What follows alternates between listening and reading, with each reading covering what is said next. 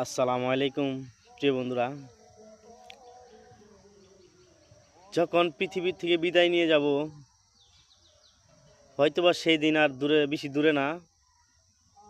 ওইরকমও হতে পারে 1 মাস, 2 মাস, 2 দিন, 3 দিন, 1 বছর, 2 বছর, 3 বছর, 5 বছর, ওইরকমভাবে। তাহলে আমার ব্রেনটে ধরে না যে এই 2 দিনের দুনিয়ায় কি প্রয়োজন আছে এত কিছু করার। বাড়ি করো, ঘর করো, গাড়ি করো, ওইগুলা নিয়ে মানুষ ওইগুলার পিছনেই দৌড়াইতেছে।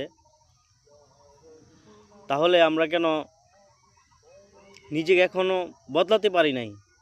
মৃত্যুর আগে নিজেকে বদলানো অবশ্যই দরকার। কারণ দুনিয়া দুনিয়া করে ভাই, কোন সময় জানি আমরা দুনিয়া থেকে চলে যাই।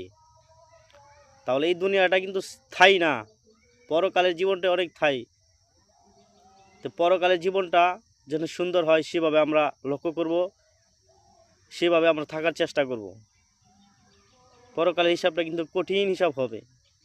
এখন আপনি অসুবিধায় আছেন, কেউ না কেউ আপনার পাশে দাঁড়াবে, আপনাকে জিজ্ঞাসা করবে, এর শরীর বানানো অসুস্থ, কিছু টাকা দিয়ে হয়তো বা আপনার সহযোগিতা করবে।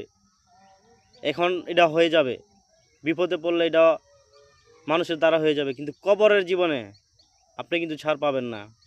কবরে যখন শুয়ে যাবেন তখন আর কোনো কাজে আসবে না। তার জন্য বলছি, সময় থাকতে নিজেকে চিনুন, নিজেকে ভালো রাস্তায় চলান, তাহলে কবরের জীবন সুন্দর হবে। আসসালামু আলাইকুম।